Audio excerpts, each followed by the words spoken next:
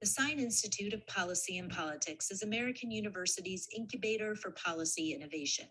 We convene leaders in the academic, public, private, nonprofit, and journalism sectors to engage and promote common ground and nonpartisan solutions. In an evolving world, we seize the opportunity to work on the nation's most pressing challenges through collaboration by experts and top scholars in their field with students in research and scholarship. As part of that goal, the Sine Institute leverages American University's location in our nation's capital, the nexus of government and a growing international business center. We connect diverse perspectives from around the country and around the world with our world-class academics and research, experienced practitioners, and the most politically active student body in the U.S. We stand apart through our focus on the role of business and the nonprofit community in public policy, the rise of the importance of economic regions in the United States, and international policy issues. Our focus is to make an immediate impact at the intersection of policy and politics that leads to real and lasting change. Thank you for joining us as we convene, communicate, and collaborate. Introducing Sine Institute 2022 Fellow Mustafa Santiago Ali. Hi, everyone, and welcome to the fight for environmental justice and climate justice in the 21st century. I want to thank each and every one of you who continue to join us as we take the journey together and understanding the various dynamics that are going on in our most vulnerable communities, in African-American communities, Latinx communities, Asian and Pacific Islander communities, on Indigenous brothers and sisters lands, and of course in lower wealth white communities, as we not only focus on the impacts that are happening, but also the sets of solutions that are so incredibly important to actually make sure that transformative change happens, not tomorrow, but today. We are blessed that we have a phenomenal group of folks who are joining us today to walk us through this particular seminar. We often don't talk about the mental health impacts that are linked to what's happening inside of our communities. And to make this seminar happen, I have to call out the amazing Sine student associates who actually helped to pull this together, to develop many of the questions, and to also bring a flavor that is so necessary as we are moving forward in a positive direction. So I want to thank Benjamin Robb, Robert Roseman, and Matthew Zito, but I also want to call out Amaya Jones, William Desmond, Chris Burning, Julieta Moreno, and Christina Barnes, the graduate assistant, all connected here at the Sine Institute of Policy and Politics, who have given us this platform to utilize. Just amazing, amazing students who are going to just be so transformative as they move forward and help us in our country and across the planet. So with that being said, we are going to begin to delve into our subject matter today. So what I'd like to do is to call forward our three amazing guests who are joining with us today. First, I would like to call forward Monica Lewis-Patrick with We the People of Detroit. She is the president and CEO there. She has, I mean, it's just so amazing, and I'm so incredibly blessed to be able to hold space with her on so many different times.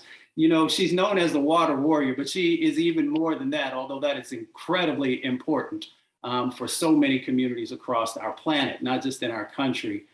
So I'd also like to call forward Hilton Kelly, founder and director of Sine Inc. For those of you who've seen Hilton before, of course, he is a former Goldman Prize winner. He's a former actor, and he's just an amazing, amazing advocate and activist for change. Y'all are going to really enjoy what he has to share. And then last but not least is Reverend Leo Woodberry. Reverend Woodberry is a pastor and director of the New Alpha Community Development Corporation and has just been doing amazing work, not just there in South Carolina, on the impacts of the climate crisis, environmental injustice, but also thinking critically about the sets of opportunities that exist around this new clean economy and how do we actually make sure that those benefits are making it to our communities. All three of our panelists have been doing amazing work in that space. So with that being said, Monica, I'm going to come to you first, ladies first. And it is Women's History Month, even though every month should be Women's History Month. Could you talk a little bit about your journey? How did you get engaged in this work? And then most definitely, can you bless folks with the amazing work that we, the people of Detroit, is focused on. Well, first of all, let me just say how honored and blessed I am to be with you today, Dr. Ali, and all the amazing students that are a part of the Sine Institute. But it also is an honor to sit here with the fellow panelists like the legend himself, Reverend Dr. Leo Woodberry, and then to meet what is a historic moment for me, another comrade in the struggle for environmental justice, Mr. Kelly. So I wanted to just get my gratitude out of the way.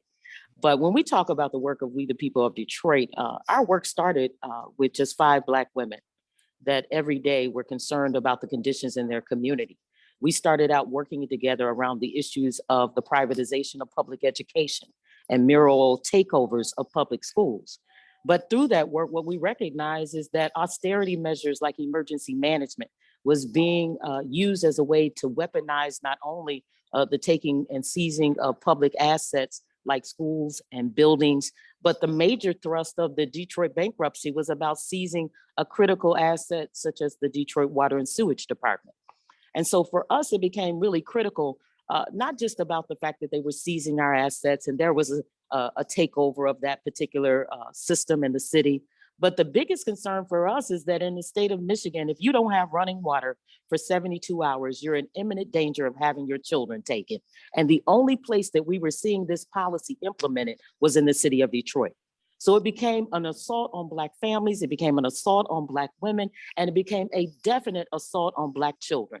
And so for us, that was a major catalytic moment for us to begin to galvanize our work. We deputized ourselves on the shoulders of other Black and Indigenous women in Detroit that had been working for water affordability for over 25 years. And so we consider ourselves part of the continuation of that Black matriarch that understands that water is not only a human right, but it's a moral right. And so we work within that construct. We work on behalf of all human life having access to this life-sustaining resource. Thank you so much for that. Hilton, can we talk a little bit about your journey and the work of Cedar Inc.? Yes, and first of all, thank you all for having me. It's really an honor to be on this panel, and hopefully we shed some light and some wisdom with those that are listening. And to all my fellow panelists, it's very nice to meet and see you all. Yes, my name is Hilton Kelly, founder and director of the Community Empowerment Development Association here in Port Arthur, Texas on the Gulf Coast. 22 years ago, I founded the Community Empowerment Development Association because there was a need. There was a need for someone to take a stand for the citizens here in the city of Port Arthur, Beaumont, Orange. It was a need for someone to take a stand for the environmental justice rights. Port Arthur, Texas is surrounded by refineries, chemical plants, chemical waste incineration facilities, and many people have been bombarded with the toxic fumes and waste that come from those facilities on a daily basis. Our air is contaminated, the land has been contaminated, and yet no one was speaking up for the citizens that live in the historic African-American community. We have many children in that area. 1 out of every 5 households has a child behind the door that has to use a nebulizer or take breathing treatments before they go to bed or before they go to school. We also have a disproportionate number of people with cancer and other illnesses that are due to the constant exposure to chemical waste that come from these facilities. And these are facilities that are located right on our doorsteps. There are many communities that do not want these industries in their community, but yet because our area is the area of least resistance, because we have really no representation speaking up for us in Congress. Therefore, they located our community. So it was up to CETA to do something about that. And we decided to band together, educate our citizens, and start taking our own monitoring to find out exactly what we were breathing and fight for our environmental justice rights. Thank you, Hilton. Reverend Woodberry, same question. So much, Dr. Ali, and the Sine Institute, and I'm always very, very pleased to share any table, any platform with my fellow panelists. And what started me on my journey was, was an unexpected path. We actually had a community center with 2 other churches. I was pastoring St. Matthew Baptist Church at that time. And we had a team mentoring program and actually built it up to 100 teams. And we were going through the usual mentoring thing, resisting peer pressure, nonviolent conflict resolution. We got to the health portion. And when we got to that piece, someone from the South Carolina Department of Health and Environmental Control handed me a copy of that year's Mercury Fish Advisory Guide. And I looked in there, and being an avid fisherman, I saw all these fish where their consumption was limited.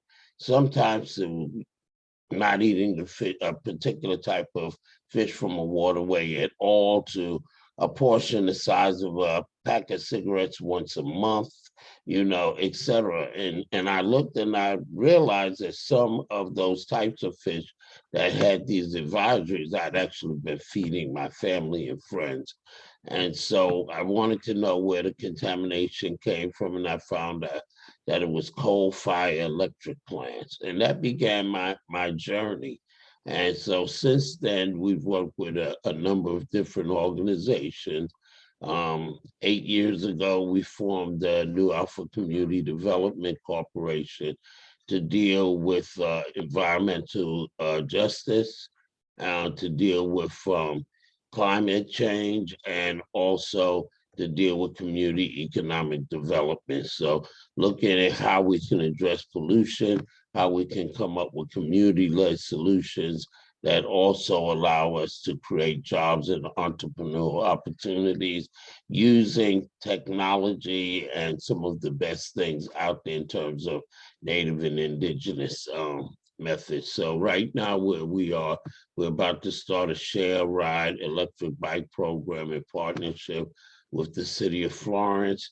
It took some years, but we now have a resilience and sustainability advisory committee with the city that is tasked with putting together the city's climate crisis plan.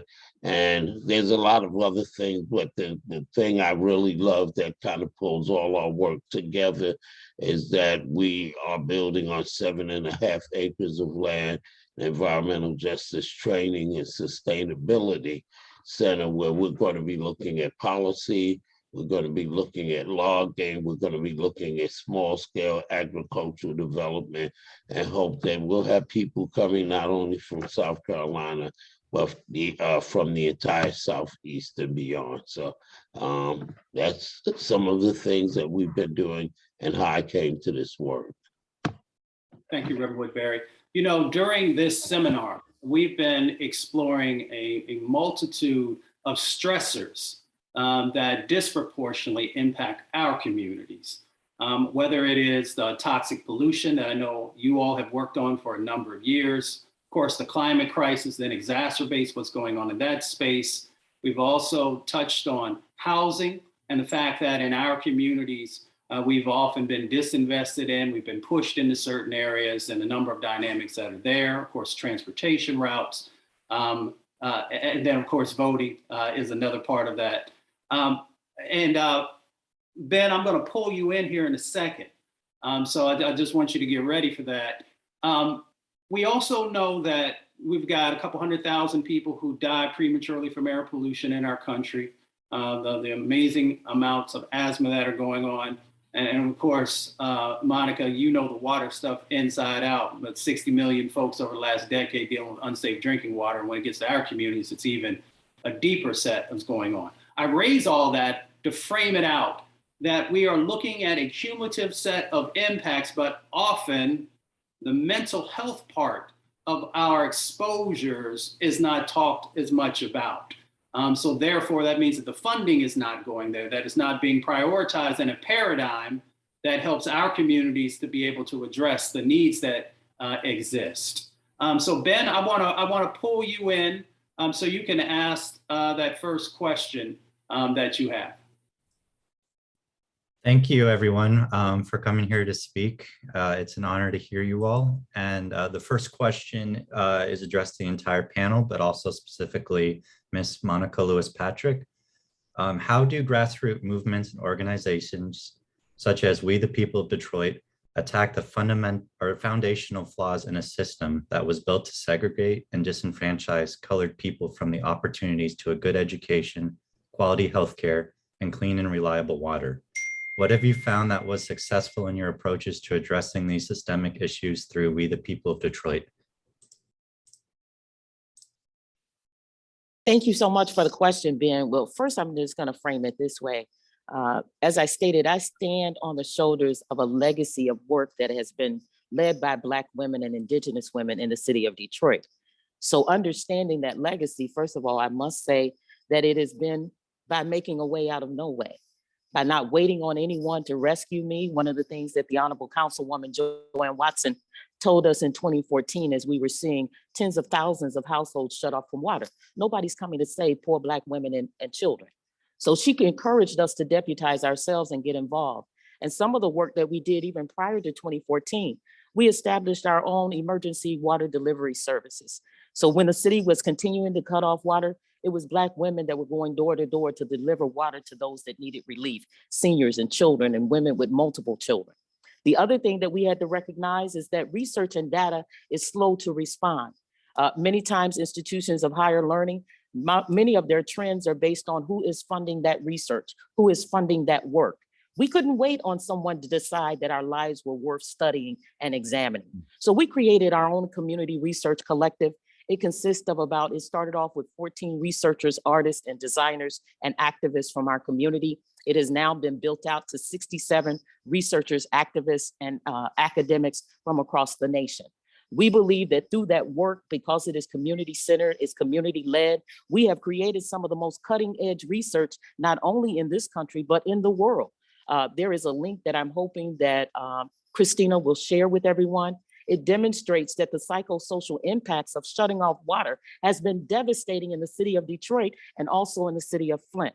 But it took that devastation and it took community willpower connected with academia to bring forth the evidence that was so needed in this moment. So this work was actually almost 5 years ago. It is now still being cited over and over again because the rest of the country is just catching up in a global pandemic, that it is unjust, it is undemocratic, and it actually is dehumanizing to shut off water from people that cannot afford it. And so I just would lift that. It's the work of those women, but it's also our self-determination to create our own scientifically led table to be able to evidence these harms. And if I can jump in there, the way we approach it here in Southeast Texas, Cedar Inc. decided to educate some of our leaders on the systemic racism that take place in our communities. Systemic racism, after the Emancipation Proclamation was signed, African Americans were free, but free to go where? Free to live where? We were forced to live in low-lying areas. We were forced to live in contaminated communities due to the fact nobody else wanted that land. Nobody else wanted these areas. So that's where we were forced to live. And by law, we were forced to stay there. Federal and state and local police force made it so to where after certain times of the day, you could not walk in certain communities. And it seems as if they're trying to push us back there now. But with that being said, we also took on other measures and where we took our destiny in our own hands. We decided to go ahead and start sampling our own air, sampling our water, and challenging those industries that were dumping the pollution in our community, and then pitching that against the very law that governed them and showing that they were breaking that law by gathering our own data and information. And even those who wish to discriminate against us, they could not even argue our evidence that we brought forward. So like Monica said, you cannot stand and wait for someone to come and rescue you. There is no knight in shining armor. The people must do it themselves, no matter how long it takes.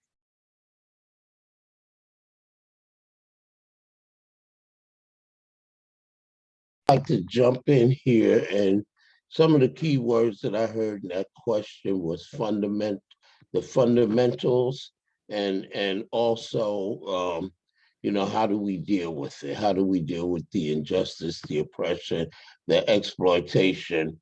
That we really have to go back to the 15th century, because that is when the social construct of racism was first created. And it was created by those who were aligned with Henry the Navigator when he brought the first Africans to Europe. And then it was supported by papal bulls and edicts that came from popes like Pope Pius V, Pope Innocent, and also Pope Nicholas. And then in 1493, a compact was made among the Europeans who were supposedly discovering new lands, and that compact was called the Doctrine of Discovery. And the Doctrine of Discovery, along with the theological foundation that said that people of color descended from Ham in the book of Genesis and were cursed to be the hewers of wood and drawers of water. That was the theological construct. And then the Doctrine of Discovery said that anyone who is not European, who is not Christian, has no title to land or its resources and no title to personhood.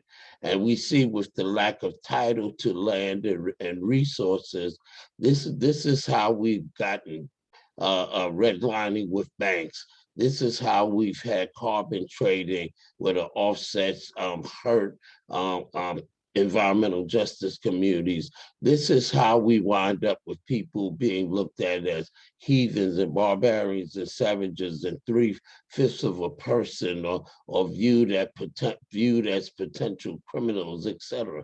And so when we look at those fundamentals, then we can see why people felt that they were allowed to put polluting facilities, use environmental siting to put polluting facilities into Black and people of color communities. And we, that is the root, that is the basics. And until we deal with the issue of title to ownership, and we deal with a title of personhood, we're going to be dealing with the same problems over and over. So what we do at New Alpha Community Development Corporation is that we strive to do the economic piece that should be a just transition as we transition from a fossil fuel-based economy to a clean, renewable energy economy. And we also look at personhood and self-determination. And so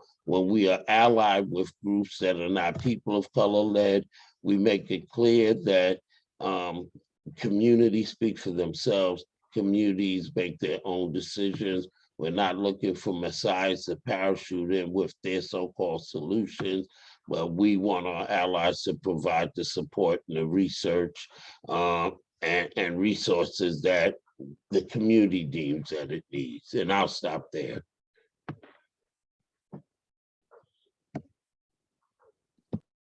Let me jump back in here real quick. And Matt, I'm going to come to you, so I want you to get prepared.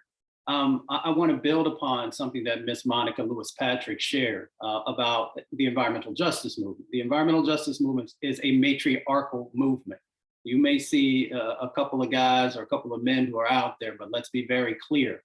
When you go back and you look at the history of the movement and who's played a very significant role in the framing and direction, those were sisters so I want us to understand the foundation. And Ms. Patrick keeps bringing us back to the fact of how her organization pays homage to those who came before. We should also make sure, since there are so many people watching, that they understand that Black and Brown and Indigenous women played an amazing role in helping us to get where we are. Yes, there were some men, but I want to make sure that we're setting the record straight, because there's a lot of disinformation and misinformation that sometimes we have to make sure that we're giving the full picture. With that being said, I want to move to Matt. I know Matt has a question for the panel as well. Sure. We actually just got a question in from Sierra, who's a student at American University. Her question is, how do policy failures like the hiatus of the Build Back Better bill reinforce systemic issues that disproportionately affect communities of color? Why don't you direct, Matt, that question to whom you'd like to go first? I think anyone could go first, because I think everyone here can answer that question really well. Well, this is Hilton Kelly, Community and Power Development Association. I think that bill impact us in such a way to where, you know, if it's administered right, I believe that it can really help our communities. But many times what we find is that those fundings that were earmarked for those communities oftentimes fall into the wrong hands if there's no oversight on how that money is distributed. And so this is one reason why the Community Empowerment Development Association have fought diligently to be at the table. And I believe that the administration heard us in many meetings that we've had with the White House Environmental Justice Committee when we say, look, there need to be oversight. We need to be at the table at the front end, not at the back end. So if they get it wrong and those monies fall into municipalities' hands, most of the time, the communities that are in need of that money when it comes to reducing flooding or when it comes to elevating homes and getting people out of harm's way, more than likely it will fall into the wrong hands and many people will still be falling between the cracks. And this is Monica. The only thing that I would add, especially as it relates to the fact that we saw historic investments in water infrastructure, without the Build Back Better portion of it, you still will see a boatload of money going to contractors, going to big business, and in a way that is going to actually extract from the very communities like Mr. Kelly talked about. The thing that we saw modeled in Detroit is that you saw for over the course of about 35 years, a federal judge redirecting those contracts out to white suburbanites. So this was him operating in his constitutional capacity, but actually acting in a way that was racist and unjust and biased toward the residents of Detroit. And so it's very difficult for us to watch a white mayor in America's blackest city using our vulnerability stats and all of the data that comes with living in a very heavily poverty impacted community. And then to see that very mayor buddy up with the president, buddy up with the governor, and then at the same time tell us this past week that they're going to end the water shutoffs in Detroit even earlier than had been intended. So these things are things that we are obligated about through our community to monitor, to advocate for, to bring attention to, because we understand how these injustices roll out. What we've got to constantly do is stay vigilant to make sure that everybody else sees what's going on. I was going to jump in and say that when legislation isn't passed, or if it's passed and the resources are not allocated equitably, then what happens is that people become so disillusioned with the electoral system that, you know, they don't turn out to vote.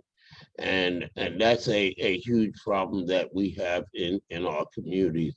And that problem is rooted in the fact that we really need to educate members in our community so we can have them get positions where they can help with the decision-making process. And so, you know, there are boards, there are commissions where people can be appointed.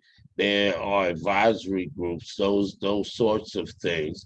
But it's also important to educate the community about, you know, about how the electoral process works and how we can shape legislation and track it. So, for example, we know that money is coming down from the infrastructure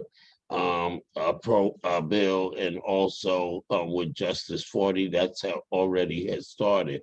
So it's tracking that money there, looking at what state legislative bodies will be able to make decisions over it, and also looking at what kind of partnerships that can be built with state agencies. So at least we know what monies they have and where it's supposed to go. And then, like I said, on the local level, the county, the city level is trying to put people in place. And when we have elections, we need to make sure people have a platform. And they're not just running because of their race or you know me, or we're just trying to keep someone from our community in position, but they need to have a platform and we need to hold them accountable to that platform. And so again, when legislation passes and the resources don't go where they need to go, or legislation fails, it disillusions voters in the community, whereby they're really disenfranchising themselves. And it's really important that we educate people about the system and also about how we can assume positions of influence, act in an advisory capacity with policymakers and governing bodies. And if I could add one other thing, I think it's important that we keep a close eye out for corruption, because no matter how government works, there's always a touch of corruption wrapped up in certain projects. And this is why it's important to have transparency and follow the money. Just to build on what was just stated, it's going to be so important that you as students understand that not only following the money and making sure that the dollars are well spent, but as we're looking at the Build Back Better plan, a workforce development component must be allocated to the very communities that are most impacted. Because if all the jobs and contracts and procurement still goes outside the community, we still will lose. We'll get the benefit for a short-term remedy, but we won't have something that's sustainable. And then the second thing that I would say, if you have not heard of the emergency management law that was utilized in the state of Michigan to actually enact austerity in a way that was unconstitutional, unjust, and racist, then what we already know is that at will, they can set aside the Constitution. This is legislation that's already on the books in 37 states. It was funded by the American Legislative Exchange Council. And so not recognizing that this austerity is embedded within policy and state governments already, then I think we're doing a disservice to ourselves not to lift that. Matt, thank you. Thank you for that question. I know you'll be back a little later on in the seminar. You guys got all these questions popping up, so y'all got folks fired up. Tyler asked the question, is Congress doing all they can for underperforming communities, or do you think they can do more? If so, what else can or should Congress do? Monica, I see you nodding, so let me come to you, and then Hilton, I'll come to you, and then Rev, if you want to bite, I'll come to you. Well, first, let's pass the Voting Rights Act. Let's pass the Voting Rights Act. If we're very serious about that, then second, pass the Build Back Better Act. Those two things would show and at least demonstrate some commitment to not only voting rights in this country, but also to ensure and at least support positive movement in environmental justice. Yes, I believe that, it should be a nonpartisan issue when it comes to helping the disadvantaged, underserved communities. Because when you help underserved communities, what you're actually doing is helping to make our state a better place. You're helping to make our nation a stronger nation. And so when you have politics involved in helping people to have a better quality of life, helping people to build equity in their community, and you're against that, well, then you're against America. Because it's all about making us strong as one nation, and that takes equity in all communities. So take politics out of equity when it comes to building our communities, help all communities, no matter what political party they're with or not. It's about making America strong and making America a healthier place to be, which you must invest in those communities. Absolutely. And folks have to realize that there's a cost, because usually Congress, because of the money they get through, Citizens United, et cetera, corporations and business have a huge influence on Congress. And they're always looking at how they can make money, either on the government side or with the corporations, et cetera. And but they don't look at the cost of the damage that's being done. They don't look at the cost when it comes to communities that are flooded over and over again because of increasing climate impacts. Their answer is just buy them out, move them somewhere else. And we're seeing that last year there were, there were 6 climate impacts that cost well over $1 billion. That's not called looking at the smaller ones. So not only are they not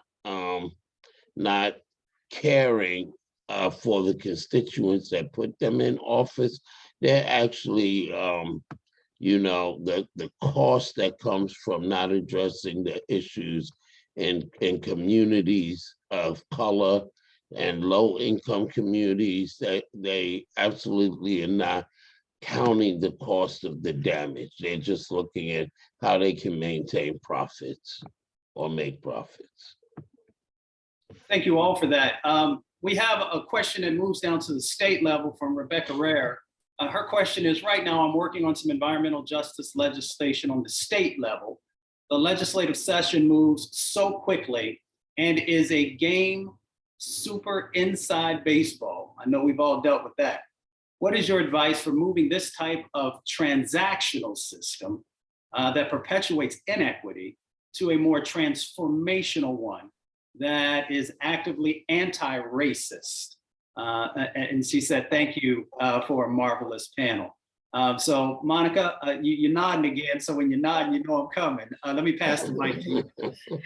Well, what I know is that what we have seen is through building power across, as both gentlemen has stated, socioeconomics, beyond racial identities.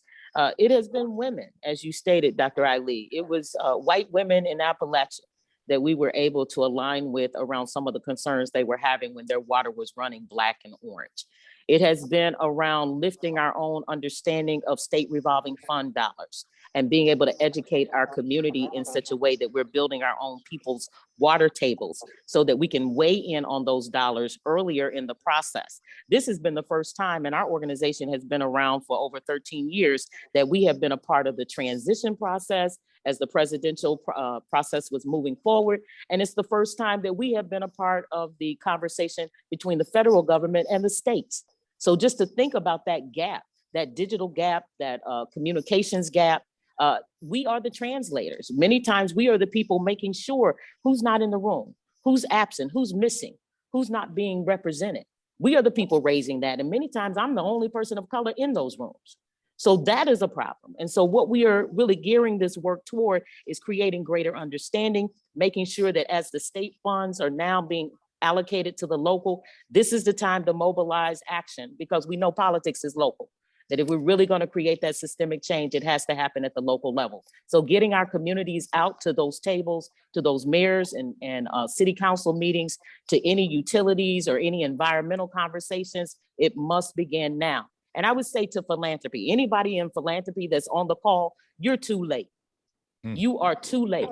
The funding and the engagement should have started 3 or 4 years ago, as you knew that these dollars were going to be allocated. So what I would encourage philanthropy to do is get your friends early and often and continue to communicate with them so we can build the power we need and the capacity that we must have at the community level.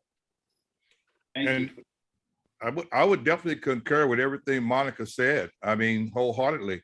But I would also like to add the fact that, in many states, it's all about politics.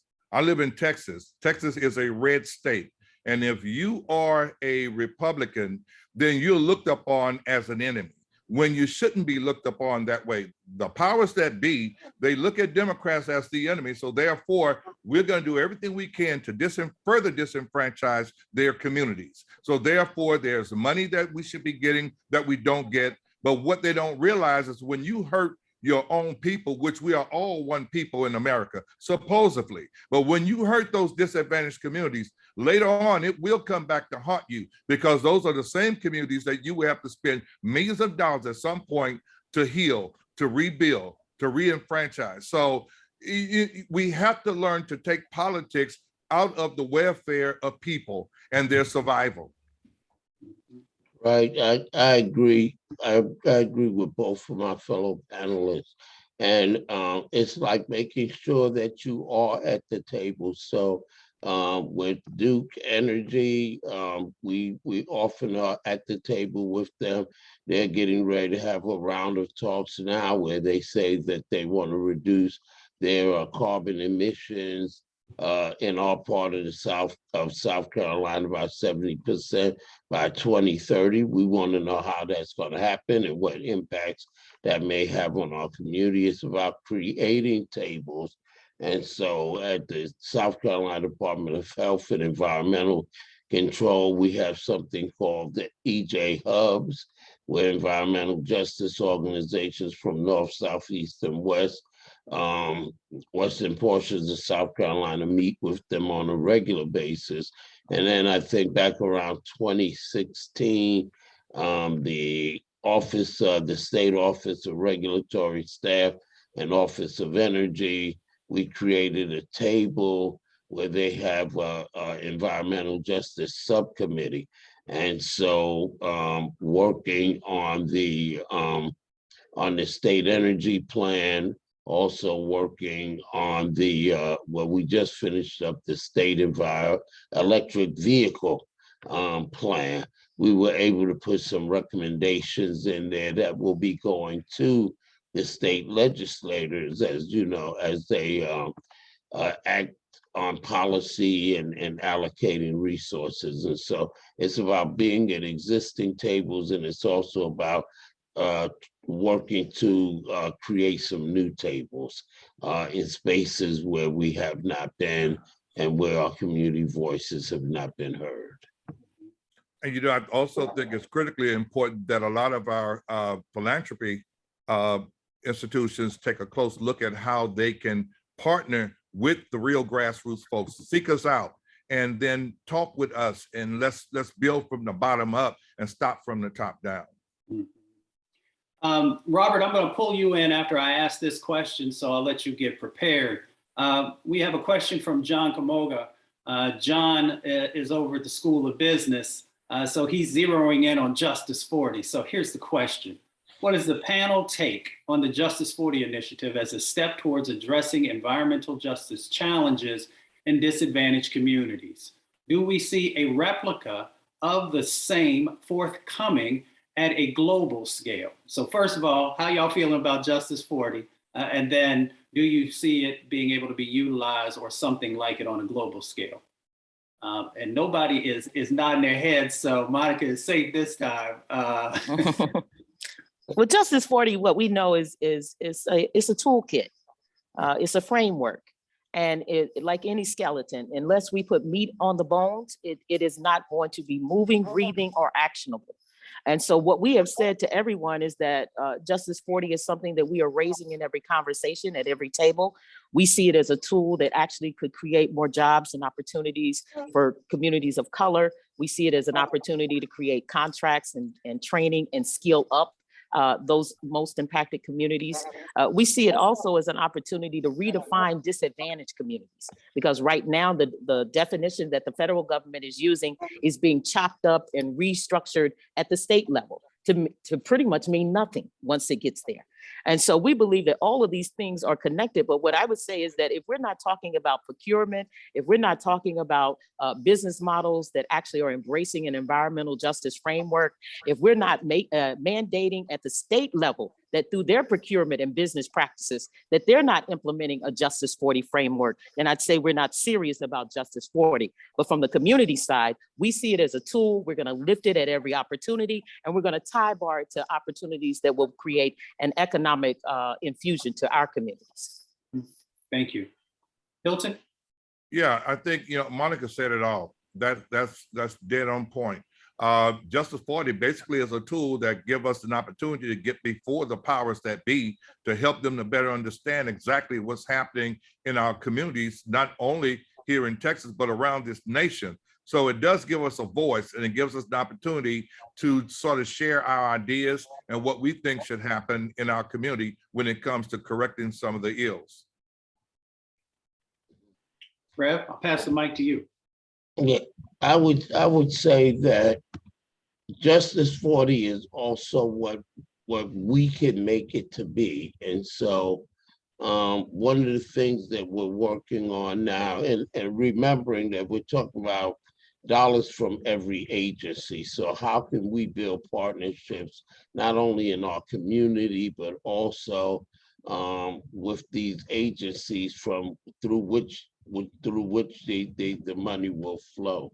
And so one thing we're working on now with our training center is working with some Black farmers. There's some resources available right now for them, but also partnering in so that they are going to donate portions of their fresh produce to community organizations in more urban settings, and targeting that food to go to communities that are, described as food deserts, et cetera, and hopefully creating some opportunities so people can sell produce off the back of their pickup truck or out of the trunk of their car. But it's kind of like we have to figure out what community-led solutions that we have in place or that we can create, and how can we get resources to come in to, as was said, put meat on the bone. It's a tool, there are resources there, but while we're lifting up to folks and telling them how the money should be directed, where it should be directed, how do we define what's an environmental justice organization? How long have you been doing it, or did you just start to think it's the flavor of the month? What is the leadership consisting of? There should be some eligibility and requirements put in place so that as the dollars come, that helps to direct it to the communities and to the community-based organizations, to which they should be going. Mhm. Thank you for that. Robert, let me pull you into the conversation. I know that you had a couple of questions, so maybe you could direct those to the folks who you are looking for a response from. Of course. Thank you, Dr. Ali.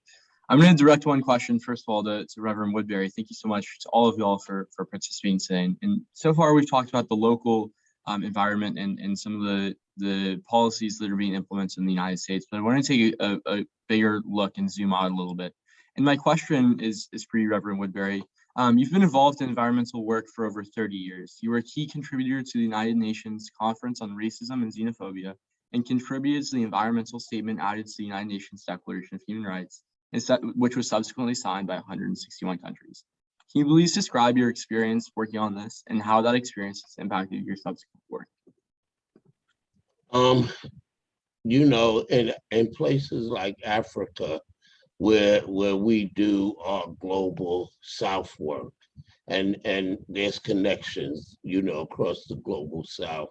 So up until the time of the pandemic, for 6 years, in September, we would have a Global South Summit where we bring together, African-American people of color from the southern US, and bring people in from other countries. And we did that because we purposely did it when the General Assembly would open, because we couldn't afford to fly people in. And the site that we use is the Church Center for the United Nations, which is literally across the street from the UN. And so, like, one of the things that's really important in Africa that we can help with is health, agriculture, and small scale, inexpensive technology. So, for example, we work with Agricultural Missions Incorporated in Sierra Leone and Tanzania, working with 70 villages that are remote, that don't have running water or electricity. And we've been able to do some things around micro-lending programs, putting in community wells, helping them to increase cash crops, but also having gardens so that the children are more nutritious. And because that has worked in many of the villages, because you have to pay for uniforms, etc. In Africa, more children are going to school, and we see an increase in women-owned businesses. And then also in terms of health, last year and this year, we'll be holding our Moving from Surviving to Thriving webinar with people in the United States and also in Africa. And we do that in partnership with the Clinton Global Initiative, and this year also with the South Carolina Rural Health Initiative. And last year we gave over 260 health devices, peak flow meters, blood pressure monitors, diabetes kits, etc., to communities in Tanzania. And we just finished sending very inexpensive. I mean, some of these solutions are so easy. The solar lanterns that you can get off of Amazon or out of Walmart. And we sent 40 of them to some what they call mud hut villages that don't have any electricity. And so we can, and I'll kind of say it this way, I'm a Garveyite. I like what Marcus Garvey was talking about when he said Africa for Africans at home and abroad, and seeing that there are global similarities there are similarities in the global South, and there are answers on both sides. And if we can work together and do some of the things we're doing in the States and learn how to do some of the things they're doing successfully in Africa, that we can better weather the storm, particularly when it comes to the climate crisis and other things that are happening with our government, and fractures in our supply chain, and how do we develop local economies of scale, rather than depending on this great big beast called the global economy. And so thank you for that question. And as I said, it's going to be very important, particularly with what's going on with governments, what's going on with the impacts of climate change. The Pentagon said that water is going to be one of the greatest catalysts for war. So we're going to have to learn how we can help each other and support each other, not just locally, but on a global scale. And thank you for that question. I believe you had a second question, Robert. I do, thank you. So my second question is for Dr. Hilton. When we talk about mental health and the impacts of global warming on different communities, we know that people of color are disproportionately affected by global warming. How can allies best support people of color as climate change continues to have long-reaching implications and impacts? Well, one of the ways I feel that, people can help would be to definitely make contact with your local leadership on the grassroots level. That's critical, because many times when they go through your state hands or the region hands, more than likely only a very small percent of that support, be it monetary support or some type of donation, hardware, what have you, it won't make it to the people that are on that front line in need of that support, because there's so many different facets that have to go through before it make it to the grassroots level. So always try to find a way to reach out to your local grassroots leader, your environmental justice leader, to communicate as to where those resources are. And if you're the person that's giving those resources, or if it's your philanthropy that's offering it, that's the best way to go. Because what's happening at this particular point, case in point, the Southeast Texas Regional Planning Commission just sent back $1.6 million back to the federal government 2 days ago, because they couldn't find anyone to give that money to here in Southeast Texas, where you have 14.2% unemployment. You have a large number of renters that can't afford to pay the rent. The rent is going higher, but yet there's no job opportunities. So they did not do their due diligence when it comes to reaching out for grassroots leaders to help educate them on what was happening, nor did they even put out a notice for us to even find a way to them to educate them where they sit.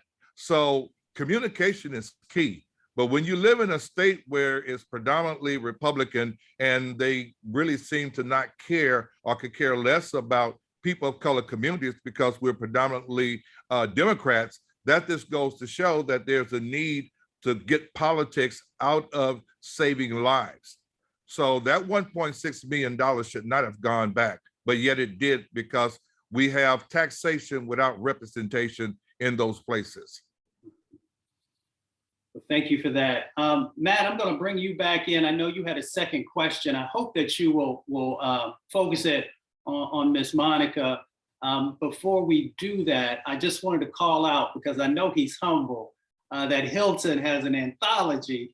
I'm expanding it, Hilton, of poetry that will just blow your mind. And, we should have had you be able to hold up something to be able to share it with folks. Before we close out, if you want to share some words, maybe we can, but I'm not going to put you on the spot. No, I'll be more than happy to share. I'll be more than happy to share my toxic reality.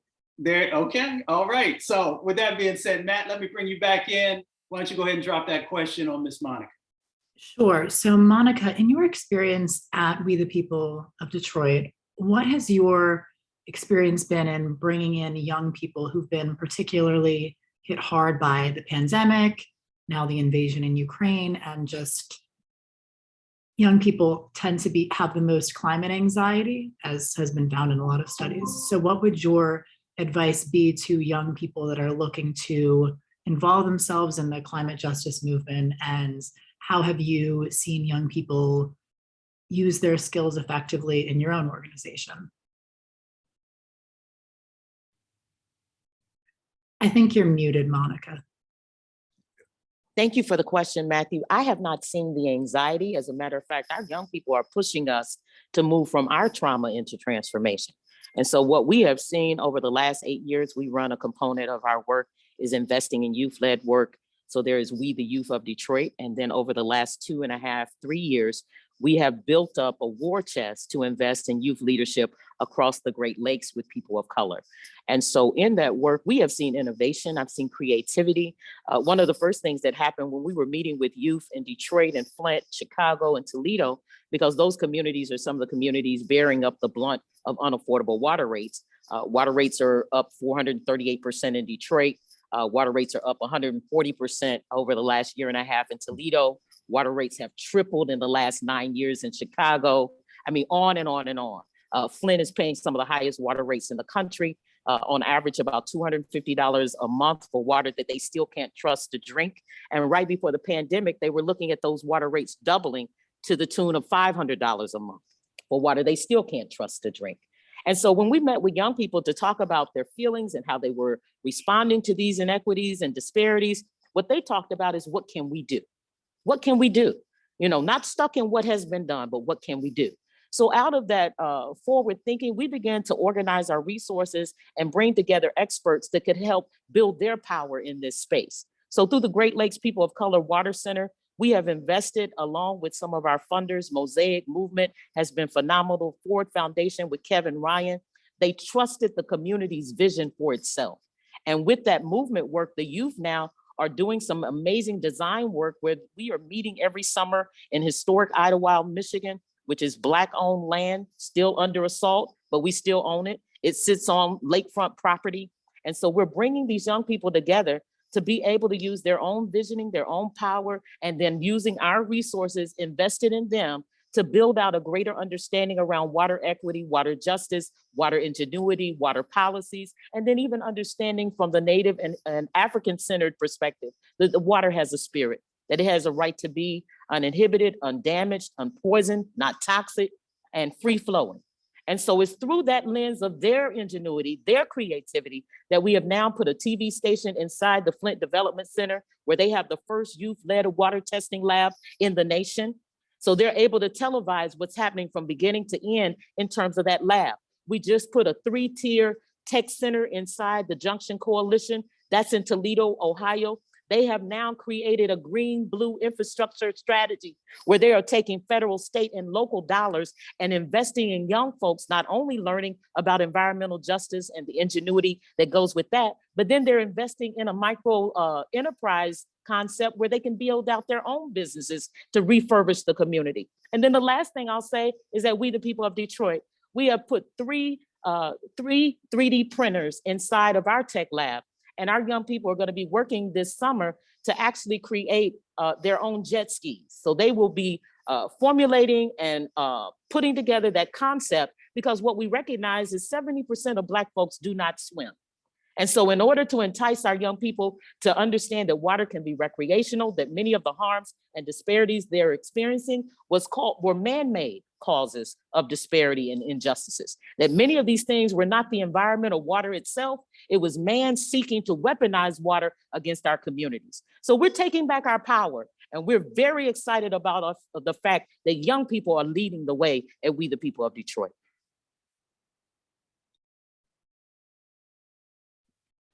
Got me over here cheering. I was trying to keep it down. So thank you for that. And thank you also, Matt, for the question. I know we're getting a little short on time, and I promised everyone that we would try to keep to our 60-minute time frame. But before we leave, first I want to go to Rev, then I want to come to Monica, and then Hilton. I'll let you begin to take us out with that amazing poem. And the question for you, Rev, is your vision for the future. You know, with the work that you're doing, the work that everyone else is doing as a family, in the next 5 years, what do you hope these sets of investments that we're making in this moment, what will it bring forth? You're on mute.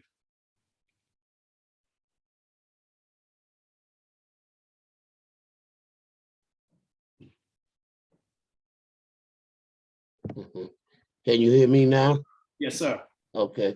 Well, I'm really hoping that from the community level that we come up with solutions that move us away from greenwashing solutions that are still continuing harm in our community.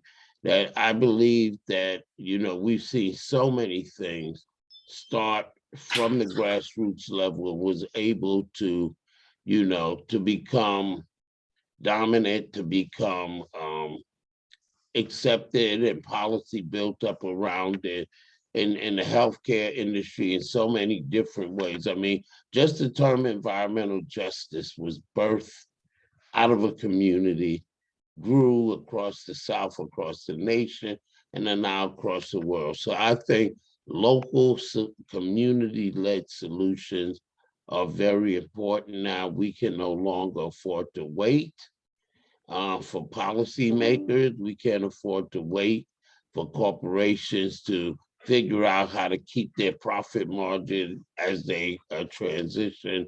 And that while what we do may seem small, it's aggregate in every home, in every community, on every farm, on every waterway, can have the same impact as some of the billion-dollar solutions or large-scale solutions that we continue to wait for.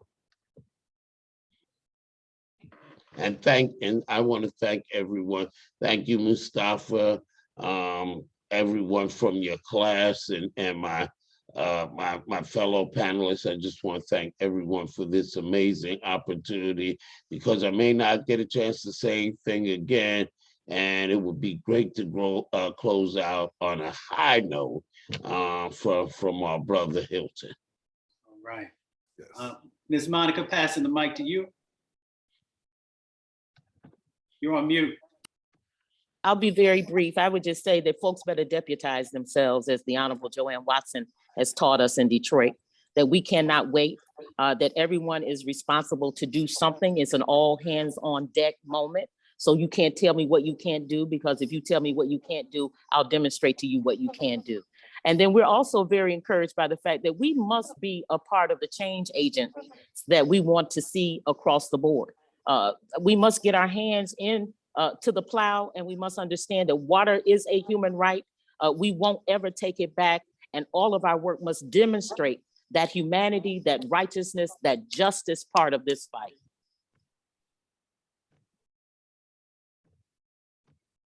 Brother Hilton, I'm passing the mic to you. Yes, I'd like to go ahead and close out with my toxic reality. My toxic reality speaks to the issues that we're dealing with here in Port Arthur, Texas, and other states where there's a lot of industry, but it also can be translated to economic issues as well. My toxic reality. I see your smoke rising in the air, 2, 3 in the morning when you think no one is there. In the still of the night, my child starts to sneeze. In the still of the night, the other starts to wheeze. Your bright, bright torch, it burns all night. To find my way through the house, I don't even need a light. The roar of your flame I've learned to ignore, even though it's combustion, vibrate my feet up on the floor. I know I live at the back end of town and I should just be quiet and not make a sound. You might even find this a little profound, but me and my neighbors are light and dark shade of brown. I hope our leaders don't conspire to circumvent, because these findings I have a sulfur benzene scent. Excuse me while I cough. My throat has a slight tickle. The air I breathe, it smells and sometimes very fickle. If you went to take a bath and saw a rash up on your chest, would you just shrug your shoulders and wish yourself the best? Because this money they give is great and this is only flesh. But if you have the right insurance, you could go and take a test. Oh, I'm scared I'll lose my job if the pollution I contest. But if you died tonight, would your killers confess to the poison they put inside you that laid you down to rest? Would your family have to fight to pay your doctor bills as you lay 6 foot under up on a grassy hill? Now your job is gone and your company grievance has faded.